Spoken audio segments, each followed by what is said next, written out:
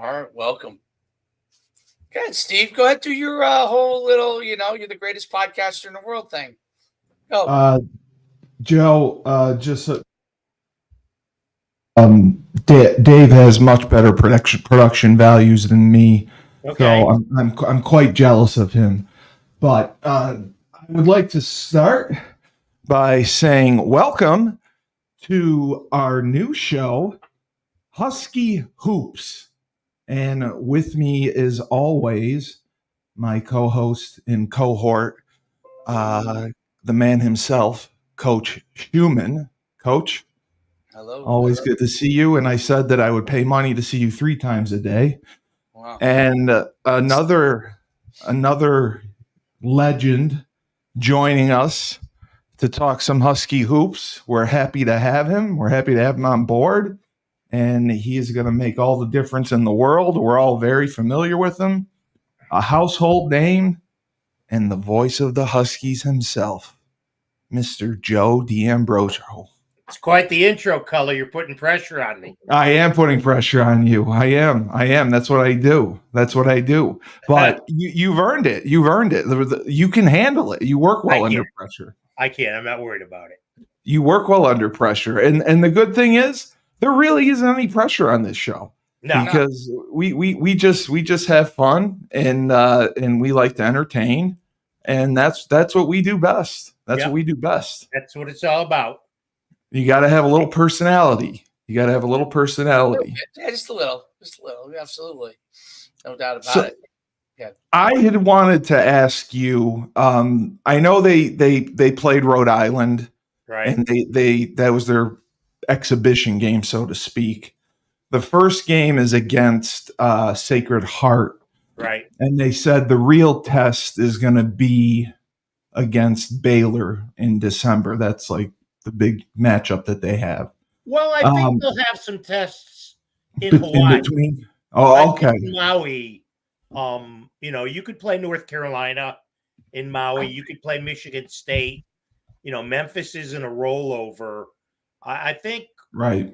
Once you get past those 4 games, those 4 bye games, as they're called, in the beginning of the year, against Sacred Heart, against Texas A&M Commerce, against Lemoyne.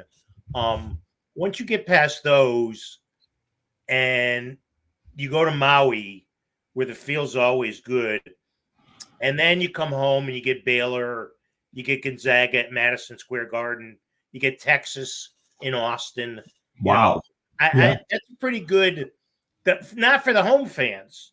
The home fans get hosed with non-conference games early in the year. But you have some good competition. Yeah. I just see that. Yeah. Now, is it similar to football where Notre Dame will pay millions of dollars to have Northern Illinois come in and play them? It's the exact same. I don't know if it's that much, cult, but it's they have the bye games because you got to fill out your schedule, and for a school like Sacred Heart, it's a big payday. It helps support their athletic budget, and it's good exposure. But like for us playing Baylor, does Baylor that's pretty much. Yeah, right. Baylor's 8th in the country, I think, this year, right? Yeah, right. No, that's not. That's just a mutual. That's the Big East. Okay, so that was put together by the league. Okay. And then when you got a Power 4 or a Power 5 school, I guess it's Power 4 now. No, those are not bye games. Those are just scheduled. I got you. Because I was just looking at it like the Texas game. I just wondered if they get paid for that, but you said they're in agreement with the Big 12 or I got you. And Joe, I wonder what the after a couple of national championships in a row, and then UConn gets a number 3 ranking, right? Obviously, they did lose a couple of players, but gets a number 3 ranking. I'm curious what has Hurley addressed that at all? Is obviously preseason rankings mean very, very little, especially in basketball. Nothing. Nothing. NOTHING. What's meaningless in sports, boys? Here's a little lesson, all right? Mock drafts, preseason rankings of college kids, and 10-day weather forecasts. Oh, 10-day weather. I think 10-day weather forecast might be the worst of all. It might actually be the worst of all. Now that I think about it, it's so funny because I just laugh that like when they do rankings that you wouldn't just initially just say, and I'd rather, by the way, not be ranked number one to start out because Right. The way kids are, you could use it as a little extra, motivation. Well, and Dan's already done that. Dan made a big thing when the rankings came out of saying we should be number one because we're two-time defending national champs. Right. Correct. It's pretty funny that they don't rank them number one after winning 2 in a row and retooling. And it looks like he's retooled, obviously, again. Well, but people elsewhere, Dave, don't know how good any of these newcomers are. That's what I was going to ask you. Yeah. How good the freshmen are. They don't know how Ross is going to fit in. They don't know how the kid from St. Mary's is going to fit in. The transfer. I thought third, to be honest with you, was great. It shows you're respected and it gives the coach a little fire. Not that he needs any. Right. But they have a rather unusual,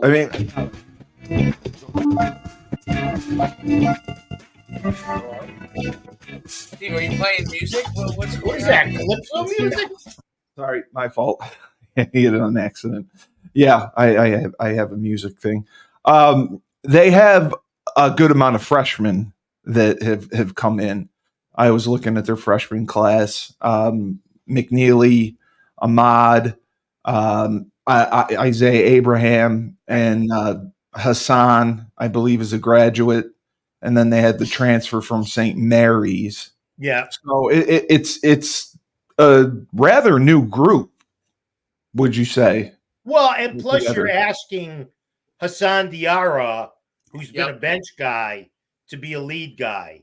You're asking Samson Johnson, who didn't even play 2 years ago, and then last year served as Klingen's backup. You're asking him to become a full-time player. I mean, you're even asking Caravan to assume a leadership role, which you didn't have to do last year. So you've got guys, and you've got all those sophomores. Solo played early in the year when Castle was hurt, but then he never got off the bench at the end. Jaden Ross hardly ever played. Gare never played. Jalen Stewart got run late in the year. So you're asking everybody to pick up a different role. It's not the same team that won the national championship by a long stretch. Well, it looked like Ball had a pretty good exhibition. He was terrific. Yeah, he was terrific. I think he's going to be really, really good. And I think Stewart is going to be really, really good. I think those are two guys I would bet, if I was betting man now, I would bet those are two guys who are gonna stand up and play well. How about the freshman McNeely? He's everybody big preseason of the year. Freshman of the year, confident kid, can shoot it, has major skills, but it's going to take a little of adjustment. I mean, it took Steph Castle a little while to adjust, and I don't know. I mean, who knows if Liam's going to be as good as Steph was? We're just going to have to wait and see. Yeah. Karabin, I don't know if I'm saying it correctly, but he was awesome last year. Like when he would come in, obviously, he's a guy that has a ton of experience. And you're right, like Diarra, like he was. What was Diarra? The sixth man, I guess we consider him, or the seventh. He came in. It was just like a pure scorer, off the bat, and it was so dynamic. It is interesting. Are those guys like so? Karabin's obviously going to probably be a starter. Is Diarra going to be a starter? You're going to get the best Caravan. We got to get the name right. It's Caravan. Yeah. Is he gonna be? Is he gonna Start. take much more of a role? And is Diarra gonna take a starting role this year, or is he gonna still be? Oh in a no, similar role? no. Diarra's taking Tristan Newton's spot. You know, Okay. Alex. This is the third year that Caraban's been a starter. Yep. Right. His role has changed. His role has changed every year. If I were betting, if they're healthy, I would guess they would start against Sacred Heart. They would start Diarra, Ball, Mahaney,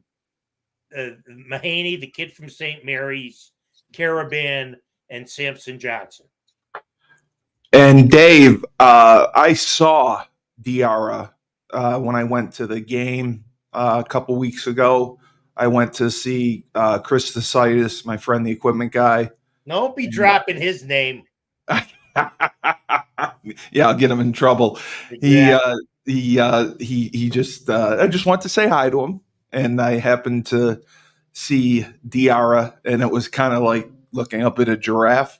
He was just so tall. Like I'm 6'5", and No, Diarra's not tall. You're Diarra's thinking of smart. Samson. You're thinking of Samson. Samson. It was Samson then. Yes. I apologize. Yes, it was Samson. It was like looking up at a. It was giraffe. Yes, I was. Yeah, the kid who's 6'10". That's him. Samson. Yep. His jumping ability, like when he came in off the bench. Now he couldn't do all the different things around the rim. I mean, obviously he's a leaper, you know, and he was a lot slimmer, but I mean his leaping ability was unbelievable last year. Like what are some of the things that like Hurley really is trying to work with him on? I'm assuming more of a shooting and stuff like that, but his jumping ability was, I mean, unbelievable around the rim. I think the main thing they're trying to do with him is to get him to be a better defender. Okay. I think that's where you're going to miss Klingon in the middle. Was he was such a good defender. I think the other thing you got to work with Samson is he was prone to foul trouble last year. He doesn't have that, luxury now. We don't know how the kid from Michigan is going to fit in right away. He looked okay at the Rhode Island game. He's got experience at Michigan, so you'd think he should be okay. It's just a different dynamic. But I think at the offensive end, look, if you could throw Samson 3 or 4 alley-oops a game and get him 6 to 8 points that way, those are easy points. Yeah. Yeah. I mean, sure. Reed came in and had 10 rebounds in that exhibition game.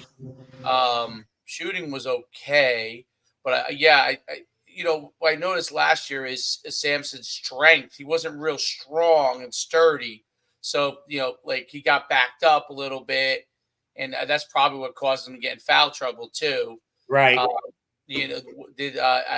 you seen he's listed at 225, but at 6'10", I don't even know what that means. Because means he's thin.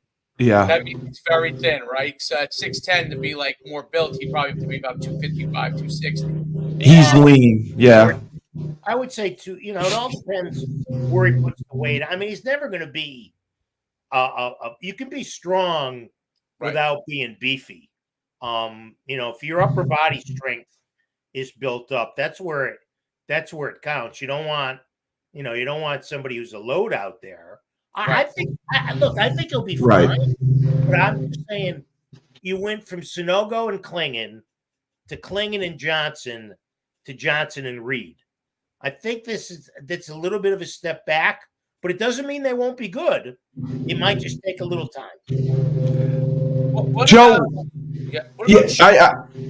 I just wanted to ask the freshman from Virginia, Isaiah Abraham. Right. Do you see him getting significant minutes this year and contributing? Well, they list him as a forward, Steve. Yeah. And when you look it up front, you've got Caraban, you've got they're looking at the kid, the freshman kid, McNeely as a forward. You've got Jalen Stewart, you've got Jaden Ross. I think in the beginning it's going to be time for Abraham to fit in. I mean, you saw in the exhibition game, he didn't come in till midway through the second half. So, these coaches are funny. They all talk about all the depth they have, and then they end up playing 8 or 9 guys. Right. Well, the one spot where I'm not 100% sure that they who is going to fill that role is that that role that Spencer filled. You know what I mean? Like the slashing role, to be able to shoot from the outside. Oh, that's Mahaney. They think Mahaney will be their hope. Aiden, yeah. Mahaney is the second coming of Spencer. Got it. Okay. And I tell you, it was amazing. I thought he was the Spencer was like the X factor for them, because you had Newton that could such an exceptional scorer, and you do anything over there. Spencer really he just knocked down big shot after big shot, and obviously Klingon's probably the hardest one to replace, just because not only was he a great center, but his defensive playing he was so physical. Like he was just like what he did against the Purdue center was just. I mean, listen, they traded points. It wasn't like he completely stopped them, but he managed them, and he was a beast. I mean, Purdue center. And that leads to a blowout because they became very one-dimensional, Purdue, right? So it was exceptional what he was able to do. Like, obviously he scored incredibly well, but the defense, to me, his ability to get off the ground quick and block those shots and time it where he didn't foul guys, is just exceptional. But it is interesting. Like the pieces that UConn has this year, if it gels, it looks like it's another chance to. I think put it this way: I think they have a chance to win again. It's not a lock, but I think they have a chance. They have a chance to be among the 5-10 best teams in the country. And then you get to the Elite Eight. It all depends on matchup. Right. Do you think that they will roll through the Big East and have any trouble in the Big East winning the conference at all? Yeah, I do. You do. I think okay. Creighton will be good again. I think St. John's in year 2 under Patino will be really good. That's true. Yeah. I think Providence will be good. I think Villanova will be better. Xavier always plays them tough. Holloway's a really good coach at Seton Hall. Yeah, I don't think the Big East is a cakewalk, but I do think, as the coaches voted in the meaningless preseason poll, that they should be the favorites. Yeah. The team that I thought that was like emerged last year and I saw they were rated at obviously 2 or something like that, was Alabama. I couldn't believe how good they have gotten and the kind of guys they had, and not just their scoring ability, but the athletes they had. Is Alabama and Kansas? Who do you see as like the main threats to UConn to repeat nationally? Yeah. I think it's too early to tell. I think we got to wait and see how teams make out. Now, look, Duke with Cooper Flagg is going to be really good. That's right. Okay, so that's a threat right there. But Alabama, as you mentioned, has great athleticism.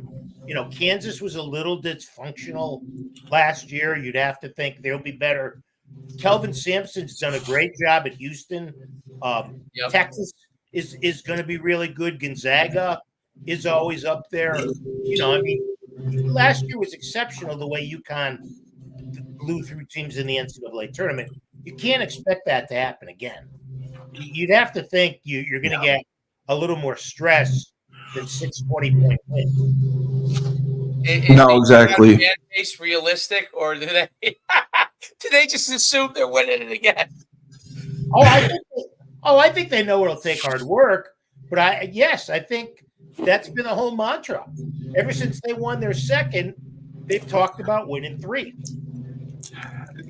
Joe, I always was curious. Do you think Hurley was ever close to accepting the Lakers job? I don't know. I don't I think he used it as a bargaining chip. Yeah. Which Leverage. is fine, which is the way business works. Yeah. Because look, let's be honest. He looked at the Lakers situation. And if you're the coach of the Lakers and JJ Redick is in the same boat, you're not the most important person on the team. Most important person on that team is LeBron James. By virtue of him bringing his kid in. And then his second is the son. Yeah, exactly. Right. So I think Danny read the tea leaves and knew what it was going on there. I think he played it perfectly. Yeah. Yeah. Is there a way that I can get leverage on Dave and play it perfectly? Is there anything I can do? No. You're not LeBron. No. I one of the I thought was, did you catch the interview with his wife that they did? I thought that was one of the greatest things when they were interviewing him. What it's like, and they were interviewing his wife. It's so interesting how that dynamic is between their relationship, where she really could give a crap about what he does. Obviously, she wants him to win; she's rooting for him. But as far as the impact in their daily relationship, she's more worried about what's going on around the house.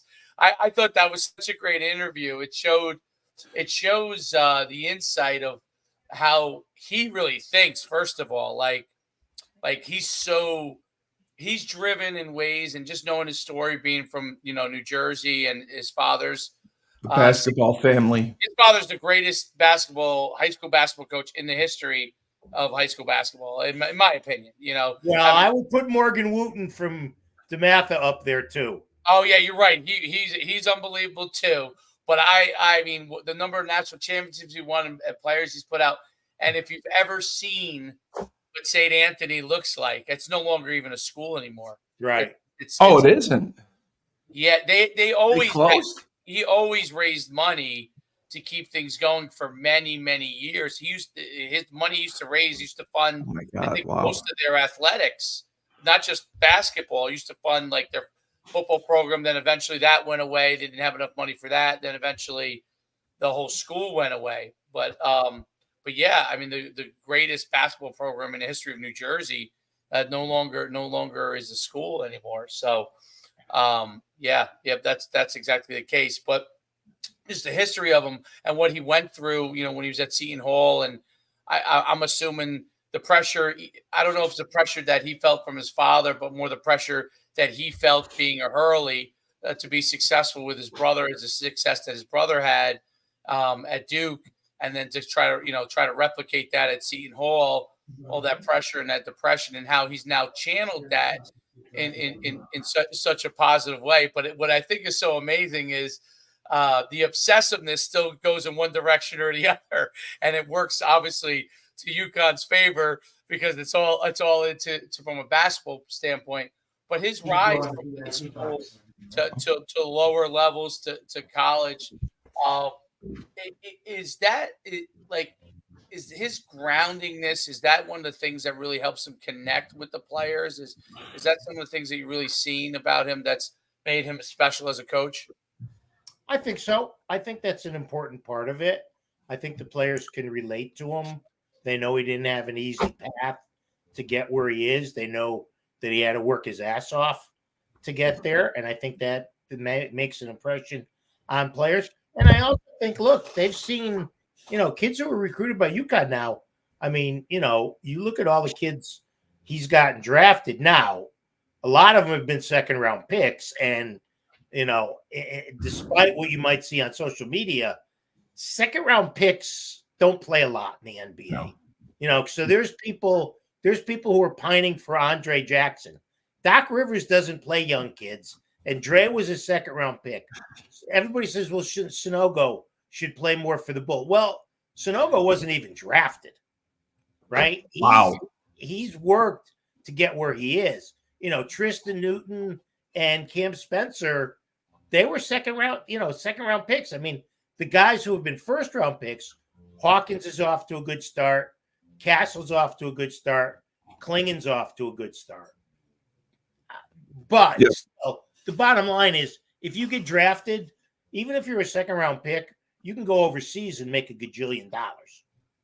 Dave, would you equate, or Joe, would you equate a second round pick in basketball to like a fifth or sixth round pick in football? No, No. Okay. because Lower? fifth and sixth round picks have a good chance of playing. Second round picks, So it's you're not seventh getting off the round. bench. I got you. So it's more of a seventh round undrafted free agent if you're a Right, second round pick exactly. in basketball. Exactly. Wow. I did not know that. Now, this is something that Dave had mentioned.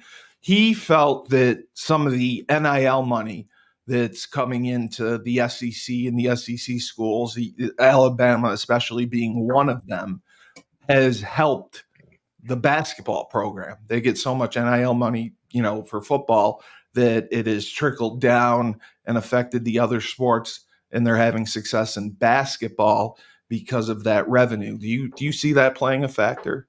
Well, I think they're separate, to be honest with you. I don't think a nickel that's ticketed for the football program Gets sent. goes to the basketball program. I think that's all on its own.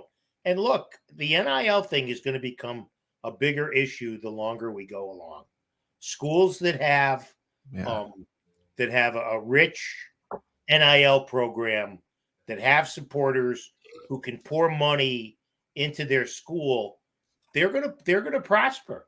There's a lot of teams, there's a lot of schools in the Big East, guys, that aren't going to be able to sustain this Not even because come of close. NIL. Yeah, like can Creighton Which raise is why money? it's critical. No, the three schools in the Big East are UConn, Creighton, and Villanova. Okay. And St. John's, maybe, but there's not a boatload of money, as far as I know, going into Providence. That's what I was going to say. Or certainly DePaul. No. I heard St. John's had I- pretty good money. I heard St. What's- John's had some good money raised. I don't know if that's true or not, but I would think Nova would raise money. that's what I said. Yeah, Nova was one of them. Oh, you did? Okay. UConn, Creighton, Nova, and Nova. I said St. John's supposedly also, and that's Right. as long as Patino's there. right. Once Patino leaves, Oh, that's right. That's right. That's gonna dry up. But that's why it's important for UConn. As great as the Big East has been, UConn's got to go somewhere else where the programs are going to be strong because they have all this money coming in. Right. And my main point on the NIL was not that they take football money and give it to basketball, Oh, but the people that they go and get the money from, because they're raising so much money, will contribute to both programs. Absolutely. I think that's a game changer. Absolutely. Because you can go back to a donor, because you're in such a big conference. A person who's giving to this, or a large donor that's giving to this, is probably more likely to give to basketball. It may not be the same capacity, but give to basketball because the conference that they're in, the ability to continue to push forward from a resource standpoint is obviously going to be there. Because football is bringing in so much money as far as within to university athletically, right? So they know that those things are going to be there. So when you go back and get a donor that gives the football X amount of money, and you go back and ask him to give to basketball as well, they know that the resources are available. And I think you're right that that's one of the things down the line that could be limiting for UConn from a basketball standpoint is you don't have that excessive amount of revenue coming in from football from a large conference, that that you're going to continue to sustain everything you can within the whole entire, athletic department. And a lot of these places, like in the SEC, I mean, they leverage it for baseball. LSU leverages the NIL money is huge that they've raised for baseball in LSU, right? So, so some of these other programs that they have that might be big as well within a university benefits from the fact that they know that they're going to have the resources university-wise to build out the entire athletic program, because you got a boatload coming from football no matter what, right, from these conferences. Is that always going to be like, could the Big East go away? It won't go away. Let me rephrase that. Is it something that could become less of a conference down the line because of the emergence of these group of four conferences? Oh, sure. If the group of four which is what, 80 schools now or something, decided they wanted to do their own national basketball championship. Oh yeah. Who could stop them? The networks would jump on that, and then then you'd have a watered down NCAA field. I mean, that might not be coming in the next 3 years, or it might. I think that's a definite concern. And now the players, I mean, I know it's going to be passed eventually. They're going to be able to get a portion of the television revenue. So they're actually going to be paid by the university for the first time ever off of the TV revenue. I don't think that's going to be a lot of money. It won't be for basketball. It's not like football. I know that. I don't even think it's going to be a lot for football. Because, really? Well, here's why. Do you dole it out equitably? Does all 100 kids on the football team get the same amount of money? You can't. No. You have to. You can't can't give your star running back $10,000 and your third string running back $250, and Title IX comes involved. Yeah, 100%. That's the issue that's going to play a part in it when they start the revenue. Right. You can't How just are they give it going to to do it? You can't just give it to the guys. It's not going to work that way. So, like with football, they're capping it at $20 million per team or per school for the television revenue that has to be split equitably between the men's and women's sports teams. How do you see that shaking out?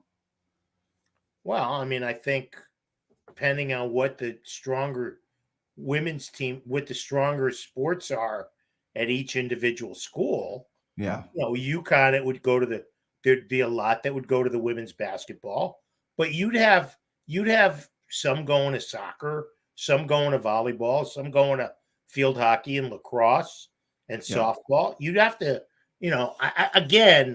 I think we're still in uncharted waters as far as this is concerned. And you've got to wait and see how it's going to turn out. And I'm still not convinced that some school isn't going to screw this up for everybody. Well, a couple already have. Well, I mean, you look at UNLV, losing the quarterback Solka because they promised him. But that's not what I mean, Steve.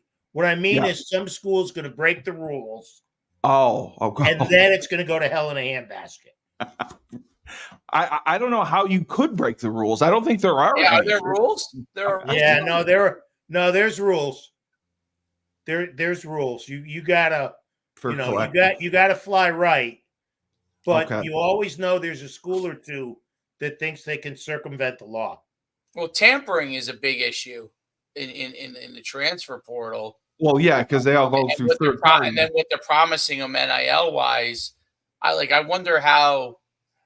I don't know how they police that, the tampering aspect of it, because the player is not going to give anybody up, and the coach is not going to give anybody up, right? So, I mean, no, it's all through the third. They get a third party that the other school will reach out to, like the high school coach, or now these kids have agents, so they could reach out to the agent, say, "Hey, we got an opportunity for you to come to Syracuse, and we can provide you this." And I think that's how it starts. I wonder, Joe, if the conferences, because I don't think the NCAA will take it on yet, but I wonder if the conferences will eventually mandate certain requirements for agents working with the players within their conference, or even I don't know, maybe even universities. Well, I don't know if they want to take that on either, but maybe the conferences. I mean, how do you see that working? Because that's like a crazy wild west from an NIL standpoint, and with brokering, transferring. Like, I could tell you that kids that I coached that played for me, either on my club or in high school, when they're at a school, they call me up as soon as their coach gets fired. They're like, what, they know they got to go. They're going to go. They got to go in the transfer portal, but they're calling you up to essentially broker their situation before it comes up. And I mean, and a lot of them, I'm sure they all do this in some capacity because they either get nervous if a coach gets fired or they're, they want to leave for whatever reason, multitude of 9,000 reasons, right? Right. Is there something that's going to be done from that standpoint? Because usually the next this is always going to happen. They called their high school coach, they called their AAU coach. The guy doesn't have time to really do it, right? So then now they're going to go searching for some guy or get recommended to some guy who's either actually an agent or a pseudo agent. I always thought that because I was an NFL agent for 6 years, like it would be like a no-brainer on the NFL side, and I don't know how the NBA works, to just say, okay, all the people that are certified NFL agents, those people are grandfathered in to be agents to represent for NAL. And I'm sure basketball, you probably could, I don't know exactly how basketball works, but I'm sure there's some similarity where they have agents that have to go through their CBA and be able to pass in order to represent players. Is that something that you think needs to happen or could happen? I think there's got to be legislation. Yeah. I think before too long we'll see that, but I think there's got to be some sort of making sure that these agents are above board and not, doing things that are going to compromise their clients and eventually the schools. Yeah, that's the one thing Dave and I had talked about with Mike Burton and Bleeding Blue. He does things, I think, the right way. He involves the parents. He makes sure the parents have representation. They go over the contract together, and it's signed knowing the expectations, and they've never missed a payment for anyone. Everything's, above board. They know what they're getting into, and they have legal representation. It's not just like your high school coach representing you or your neighbor. They get them actual attorneys and make sure that they're protected. But they're still going to want to be represented. So like down the line, they're still going to have to, because obviously anytime you're getting money from X group, you're going to want to have someone that, even though obviously we know Mike, he's a great guy and we know he's going to do the right thing, but they're going to always want to have somebody. And I'm curious too, like does Bleeding Blue do basketball also, or is it? Yeah.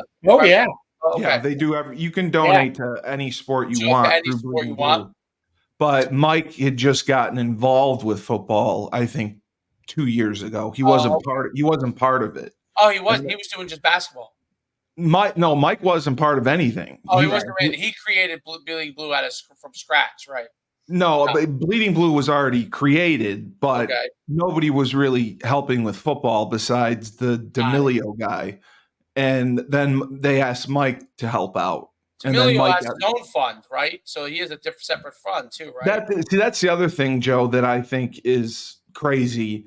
That the NIL collectives, there could be 2 or 3 for each sport. They don't necessarily work together. Nope, not at all. Which I can't believe. Like Mike goes out of his way to work with Maura and Benedict and make sure that they're all on the same page. Whereas anyone else who has a collective can come in and say, I'm going to pay this kid $200,000 and you can't stop me. Right. And that's the only thing I don't understand is why wouldn't the collectives work together? Because if they work together, wouldn't that ultimately be what's best to help that team succeed? Well, you would think so, but the bottom line is, I mean, let's be honest. What does Mike Burton get out of giving kids money to play sports at UConn? Nothing. It drives him nuts. He pulls his hair out. Right. Don't you think it's something? Don't you think it's a pride thing for him? Don't you think at some point somebody's going to say, "What am I doing here?" Yeah, I agree. No, I agree. I mean, Mike's biggest thing was he did not want to see what he built, what I was part of, all that end up being for nothing because we were losing, we were not raising NIL money, and he got involved because of that. He wanted our legacy to be preserved. and he wanted to see football get back to where it used to be. Because I think, we had a run from maybe 05 to 010 to 2010 where we were as good, if not better, than some of the basketball teams. Would you agree with that? No, I don't think I would agree with that either. No, I wouldn't. Jody always puts me in my place. No, that's a little bit of a championships during that time. That's a little bit of a stretch. 04 they did. 04 they did. That's a little bit of a stretch. But like from 05 to 2010, that was probably our best time for football. Most successful, I would say. Let's do that. 03 went 9-3. Correct. 04 went to the Motor City Bowl. 8-4. Bowl game. Yeah. 05 and 06 didn't do much. 05 and 06 were not as good. Correct. Right. 07, then 7 through 10 went through bowl games. 07, won part of the Big East Championship in in 2010. champion. Yeah. Went to, I see what you're saying. That was the Charlotte Bowl. The Meineke Car Care Bowl. Right. Then 08 was Papa the John's Bowl. National Bowl. The Papa John's Bowl. I think was the Papa John's or vice versa. No, 08 was Papa John's. Right. 09 was International. 10 right. was Fiesta. Yeah. So if you want to look at what basketball I went to that. Did during that time, you go 2000. Well, I know. I remember 06 they should have won the national championship. They had the most talented team in 06. Championship in 04, right? 04 they did, but the 06 team was so talented they should have won the national championship.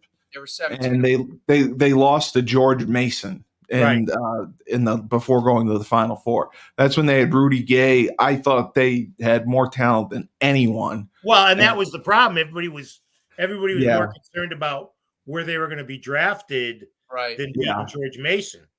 Yes. But I don't recall 07 and 08 if they 07 didn't make the NCAAs. Yeah. 08 Dyson got hurt. They got beat in the first round in Tampa. 09 they went to the Final Four. So that's right. Okay. They lost to Draymond Green and Michigan State out in Detroit. Right. And then that's right. What was Kemba Walker, 2011? 2011. Yeah. That was a great team. Well, he was 09. He was a freshman in 09. 09. And then he was obviously the star in 2011. Yeah. Right. And then 2014 was the last one with Ollie before this run. Right. When Hurley was initially hired, did you think that he was the right guy for the job? Did you think that he was a good hire at the time? I was going through my own stuff at the time. I wasn't that concerned, to be honest with you. Yeah, I got you. But I will say this: I did think he was they didn't seem like there was anybody else who they were targeting. So he was the number one guy right from the start. I had no idea. Where was he at the time? Rhode Island. Yeah. Yeah, he was at Rhode Island. Wow.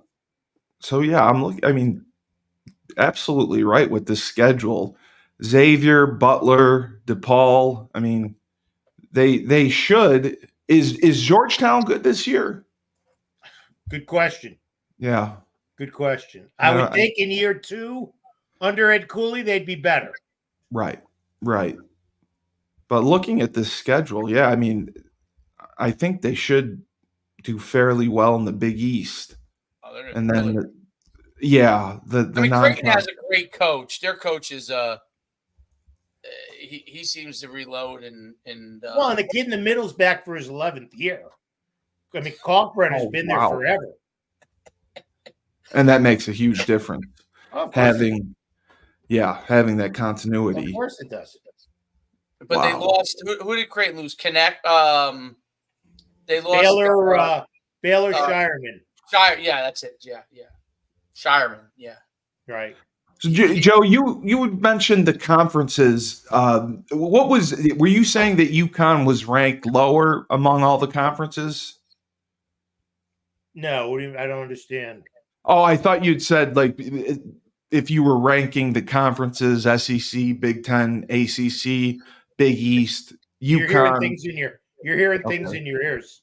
Okay, you didn't say that. Okay, No. so the Big East is up there as far as a basketball Oh conference. yeah, of course. Yep. Okay, with anyone else. Outside of the group of four, it has to be. Yeah. I mean, now is Marquette looks to be shot? You know what? I haven't looked. I have no idea when anybody has coming back. Okay. I'll worry about that in December. Yeah. Conference play starts. Because you're absolutely right. The preseason stuff is meaningless. No, I wouldn't say it's meaningless. But it's certainly not as important as the conference play. No, not at all. I was just looking to see if they're big non-conference games. And I see what you're talking about in Hawaii. They've got at least 4 in Baylor, Texas, Gonzaga, and then one of the games or more in Maui. Yes. And Maui that you mentioned that's Colorado, Michigan State, both there, and then Memphis is no cakewalk, obviously. Right, and then you could play North Carolina in the third game on the other side of the bracket. So if and no one ever wants to talk about this, but if Hurley ever did leave, would UConn, you think, go outside, or does he have anybody internally that's one of his assistants that he's grooming, to really become an elite coach? Well, I think it's not going to be Tommy Moore.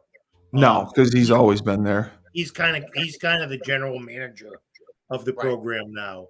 I would think either Luke or Kamani would do a terrific job, but you don't know what the mindset is at the top.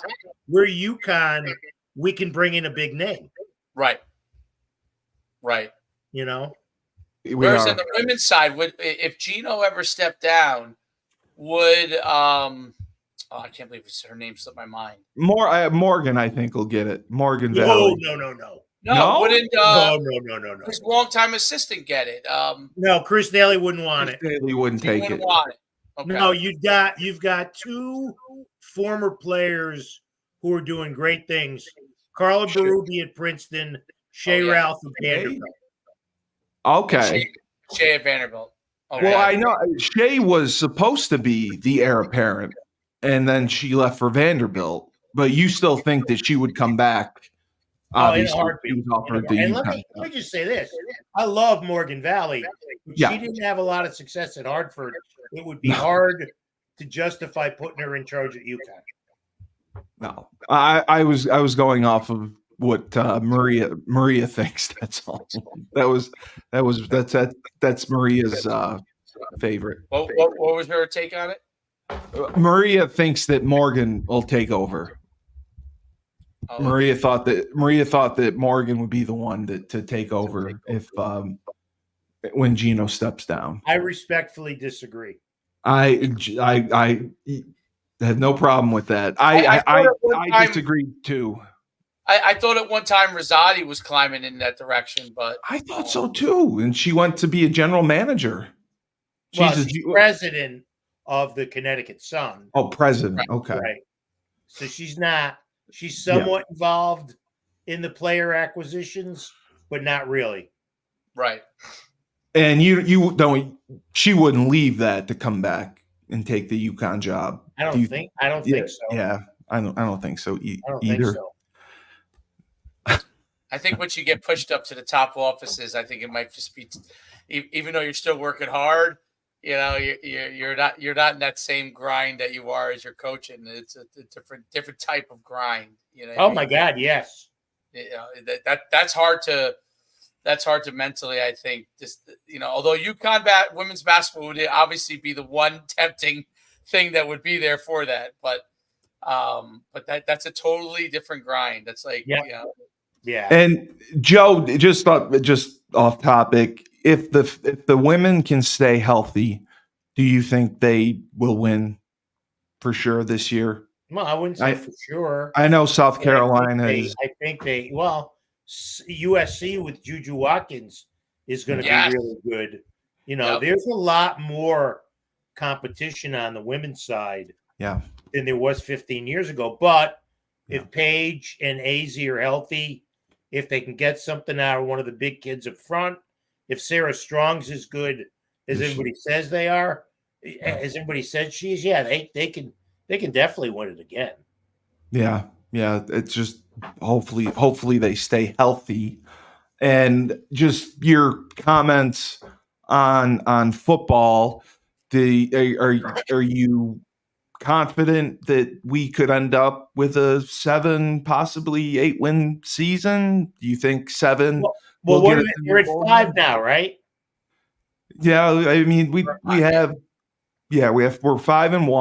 or 5-2. I'm sorry, 3. 5-3. We're 5-3.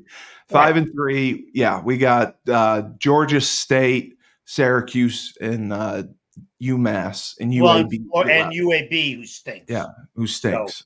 So, I mean, if you don't get to 7 wins, that's disappointing. I mean, Syracuse isn't great, but no, they look bad. But UConn hasn't shown they can beat a Power 4 team.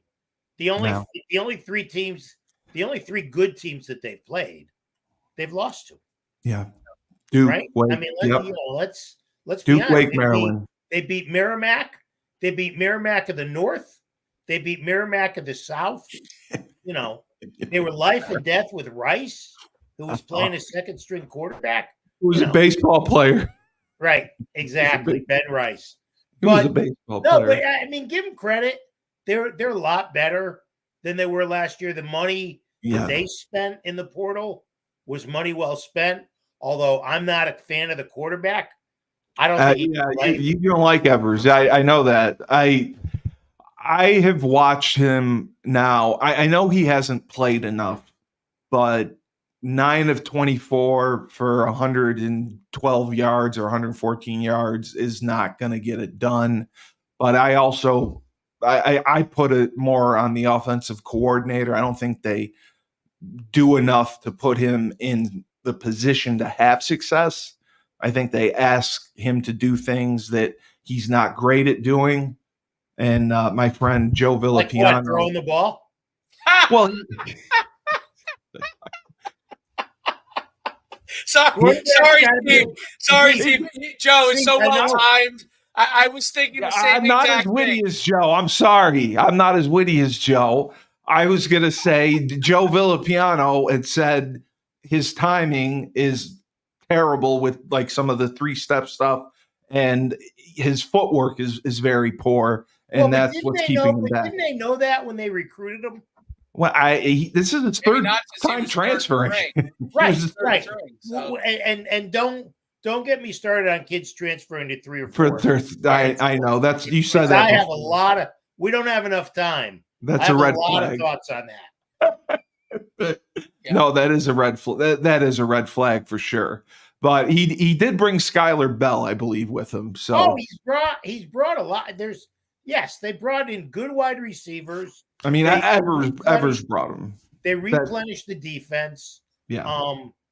You know, I mean, Coach Moore's done a pretty good job of filling the gap. Now, here's another thing. All right, and this is not meant to denigrate anybody.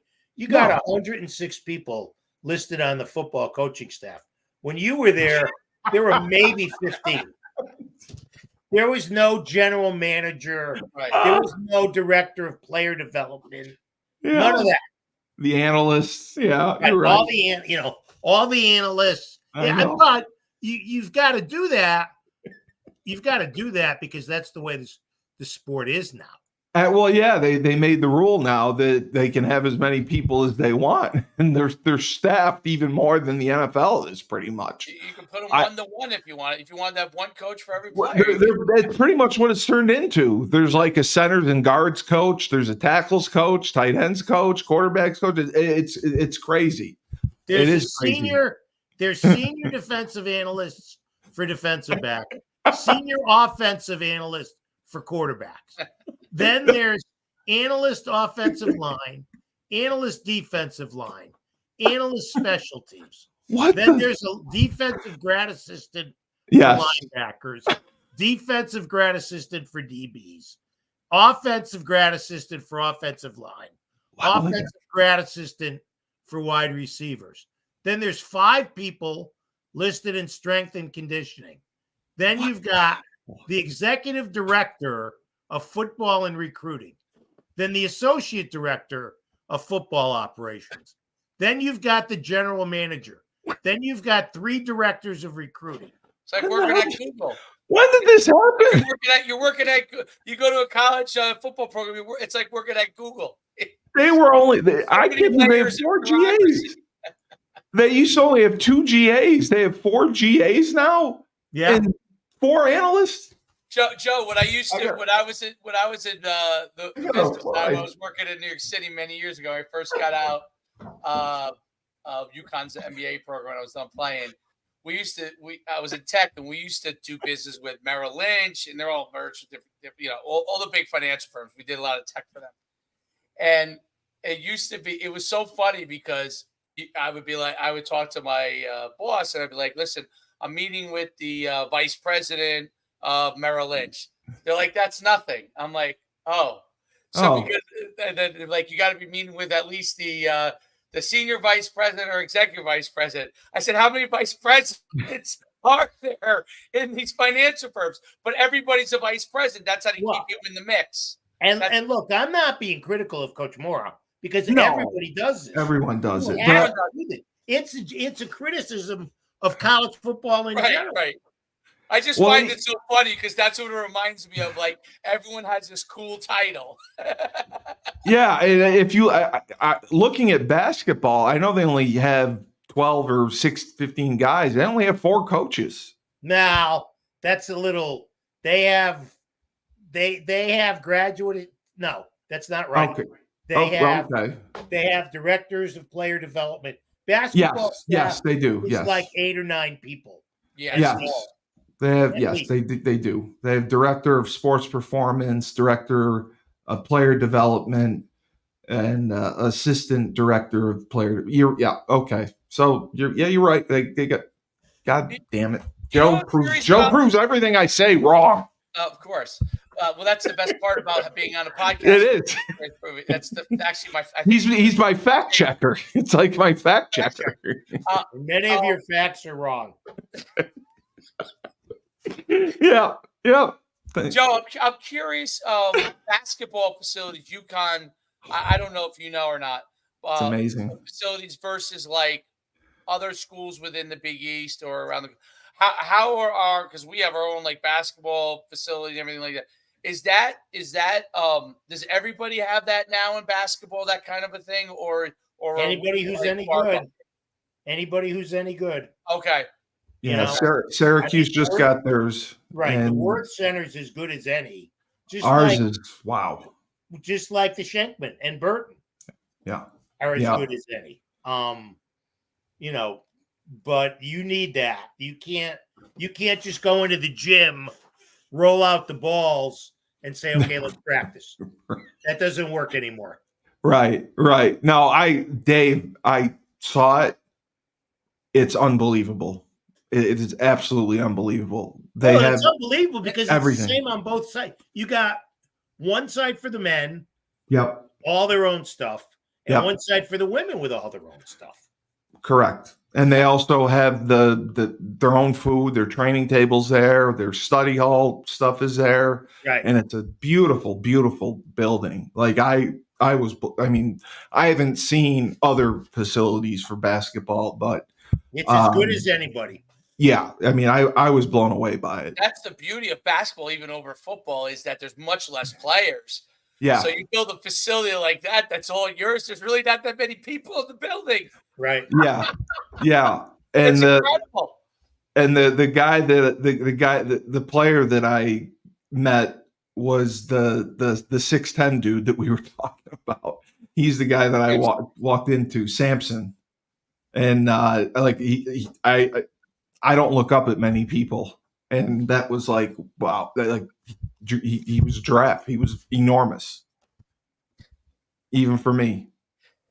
You're right, because you're 6'5", right? So yeah, he's lean, and I think that I don't think he'll get knocked around. I think he'll be okay. I mean, I think he's lean, he's strong. He was pumping some iron. He looks he probably is much stronger than he looks from what I can tell. well, UConn was always even back when I remember, with Coach Jerry. I mean, it was the training that we did back then for Jerry Martin? Yeah, Jerry Martin. It was way ahead of other basketball programs because really back then, even they weren't really lifting that much back then. Like UConn, I remember they'd be in the weight room, and now it's not like how people lift now, for basketball, but they were lifting, and that was really not in the 90s. That was not a huge thing, the way that it is now, where they all, I mean, LeBron's like the poster child for a guy who's jacked as a basketball player. In the weight room, they're all built like that now, that the really, really good players are. So, but it's interesting because UConn was so far ahead of the curve from that standpoint, and working out with the basketball players, especially the women. Yeah. The crazy thing with the women, I always think I'm curious your thoughts on this. I don't know if it goes on, if women's basketball in general, they have a lot more of these kind of injuries, but I always feel like the women, and they've won 1 million championships, so they're really not that cursed, but they've had so many girls go down with ACLs over the year. I don't know if that's a thing with women's basketball in general because of the way that females are built differently than men, and the way that's all it is. Is that what it is? The female knee is not constructed to deal with a lot of starts and stops and turns. The strain and stress, right? Yeah, and look, for a long time, UConn didn't have anybody hurt, so it's they went during their period of dominance. They rarely had anybody suffering it. Now Shea had a couple of ACLs. She did, yes. Lana Brasimova in 2001 tore her ACL, but they were a lot fewer and farther between back then. So UConn for a long time got away without having significant injuries. Now it's more than made up for over the last 5-6 years. Right. Yeah. No, I know Maria had said that Coach Hootie, the strength and conditioning coach, has taken some heat for that, for whatever they're doing training wise. Oh, really? And yeah, that's what she said. And she said she doesn't believe it's founded. She says it's unfounded. It's not her, but I think it's more like what Joe said. It's the female body. It's the anatomy. It's not anything that has to do with how they're training. It's just injuries are going to happen when they play. Right. More so than the men. Yeah, I'm sure they're also trying to figure out in strength and conditioning over the years, like how do they get around, like how does the training need to work and how do the practices need to work. But obviously, you can never stop someone from going up for a layup and changing direction before they do that, so that's never going to actually change. Right, exactly. So that eventually some of those things do happen, but it is an amazing thing because you don't, when you see that on the men's side in basketball, it's so I think it's very, you see ankles, you see those kind of things, but you unless something catastrophic happens, like where they land completely wrong or they get undercut, you rarely see that in men's basketball. It's definitely something that's much more of a female athlete thing. But I was curious about that because it's obviously so many girls play basketball. I also wonder if the way their bodies are, because girls are playing so early, so often, just like boys are. I mean, they're playing just as much now at the lower level. They're doing all the tournaments. They're doing everything year round. The boys are doing, and then all of a sudden they go through puberty and their bodies change, but they may not have adjusted how they develop their bodies. They're probably doing it the same way they did when they're 8 years old or 9 years old, when boys and girls were still built the same way, right? Before they hit puberty. So it's an interesting thing. Oh, the good thing is, one thing about UConn hoops, there's always a lot of positivity to talk about. Yes. It's gonna be a fun season for sure. And Joe, Maria Conlon asked me to say hello to you. Tell her I said hi. I will. Tell her I'm still pissed that she knocked my drink into my notes when they were warming up for the second half, I think, of the 03 semifinals. You know what? I will be more than happy to let her know that. Yeah. More than happy to let her know that. Right. And I think she's going to do well at WestCon. I'm excited I for do her. too. I'm really excited that she did that. But I guess we made it. We made it through our first podcast, our first show together. And I only got proven wrong probably 10 times. I don't think it was 10. Maybe it wasn't 8. Far off, but maybe 8. Maybe 8. Joe should be the fact checker on the presidential debates, I think. No. I think he doesn't want that job. He's got it all down. You need like encyclopedias like this on both sides, just to be like, what did this person say? I'll pass on that. Yeah. Well, we definitely are excited, and we appreciate you joining us, Joe. Obviously, the legend, the voice of the UConn Huskies. And for the record, Dave, I want it noted that I was the one that reached out to Joe and got him. So that makes you happy. I would like it noted and credited, please. Credited. Yes. I always remember whenever I bring a guest on or whatever, I always tell you I want it noted in the record. So, and the records make the note. Be it. Just so you know. So thank you for Joe and our coach, Dave Schuman. This has been Husky Hoops, our inaugural episode. I am Steve Cully, the best podcast host in the universe. Remember, when life gives you lemons, don't make lemonade. Take 2 oranges and throw them back at life.